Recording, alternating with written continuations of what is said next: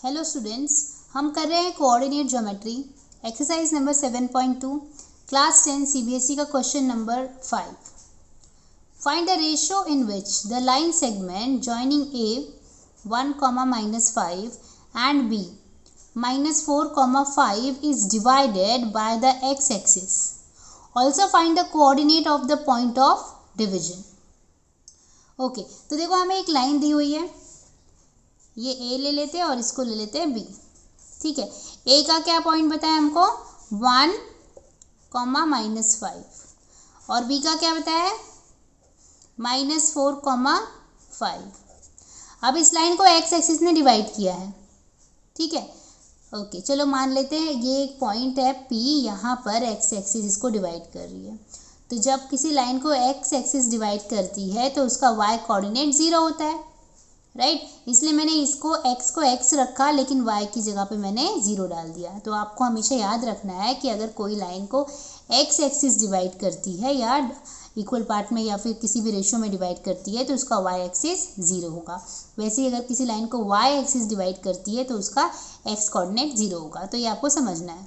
ठीक है, हमें रेशियो फाइंड करना है कि किस रेशियो में इसने ये जो p पॉइंट है इसने ab को डिवाइड किया है। ठीक है, और हमें p का कोऑर्डिनेट भी निकालना है। ठीक है, तो जो हम पता कर सकते थे वो हमने कर लिया।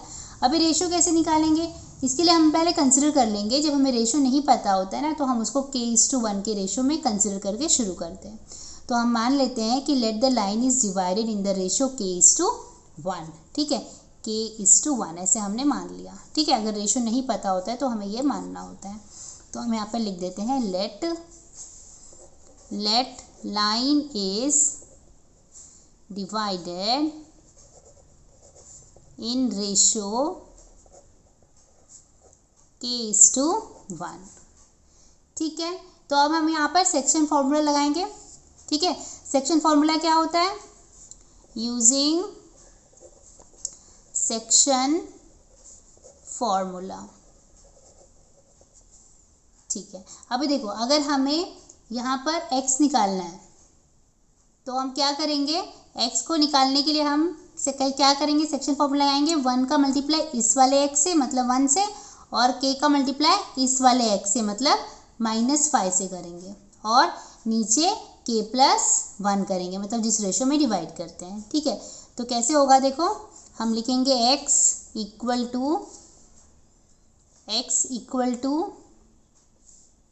1 इंटू 1 क्योंकि यहाँ पर x की जगह पे 1 है, प्लस k इंटू -5 क्योंकि x की जगह पे -4 है सॉरी। तो k इंटू -4 और नीचे क्या आएगा, सम ऑफ द रेशियो। क्या है रेशियो, क्या है k+1, तो यहाँ पर लिख देते हैं k+1, राइट। और वैसे ही y क्या होगा, देखो y की जगह पे फिलहाल तो y ही रखते हैं हम लोग, तो 1 इंटू वाई कोऑर्डिनेट मतलब -5, तो लिख देते हैं 1 into -5 plus k into 5 upon k+1, right. Okay, proceed करते हैं इसको। तो देखो यहाँ पर क्या आ जाएगा, ये आ जाएगा 1 और यहाँ पर क्या आएगा -4k और यहाँ पर k+1 हो जाएगा। ठीक है, यहाँ पर क्या होगा y equal to -5 plus 5k और यहाँ पर आएगा k+1। ठीक है, यहाँ पर x रहने देते हैं। अब देखो y की जगह पे हमने क्या लिया है, देखो y का वैल्यू हमें पता है क्या है, 0 है। तो हम लोग क्या करते हैं, y की जगह पे 0 डाल देते हैं। तो मैंने यहाँ पर 0 डाल दिया, 0 equal to -5 plus 5k upon k+1। ठीक है, अभी देखो ये जो k+1 है ना, यहाँ पर ये डिवीजन के फॉर्म में अपॉन है ना, तो जब ये यहाँ से यहाँ पर जाएगा तो 0 के साथ मल्टीप्लिकेशन का रिलेशन आएगा। तो चलो मैं लिख देती हूँ, तो 0 into k+1 equal to -5 plus 5k। अब देखो 0 से किसी भी नंबर का मल्टीप्लाई होता है ना, मतलब कितना भी बड़े से बड़ा नंबर हो उसका आंसर 0 ही आता है। तो ये -5 प्लस 5k हो जाएगा। ठीक है, अब ये -5 इधर आ जाएगा तो +5 हो जाएगा। ठीक है, तो यहाँ से मुझे k का वैल्यू क्या मिल जाएगा, देखो 5 यहाँ मल्टीप्लिकेशन में, वहाँ डिवीजन में, तो 5/5 हो जाएगा। तो मतलब के का वैल्यू क्या आ गया, 1 आ गया। ठीक है।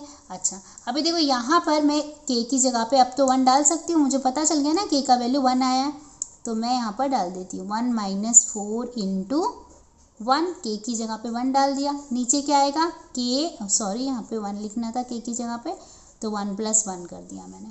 तो ये क्या हो जाएगा, 1 - 4/2, मतलब क्या, मतलब -3/2 आ जाएगा। तो देखो x कोऑर्डिनेट हमें मिल चुका है -3/2, और y कोऑर्डिनेट हमने पहले ही हमें पता था कि वो तो 0 ही होने वाला है, राइट। तो देयरफॉर p का कोऑर्डिनेट हमें क्या मिल गया, p का पॉइंट मिलेगा, p का हमें पॉइंट मिलेगा -3/2, 0। और रेशो क्या होगा, देखो k:1 के फॉर्म में हमने k:1 लिया था ना हमने, देयरफॉर रेशो इज 1:1, राइट। तो यहाँ पर हमारा क्वेश्चन खत्म हो जाता है। आई होप आपको समझ में आया है। Keep watching, keep learning. Thank you, bye bye.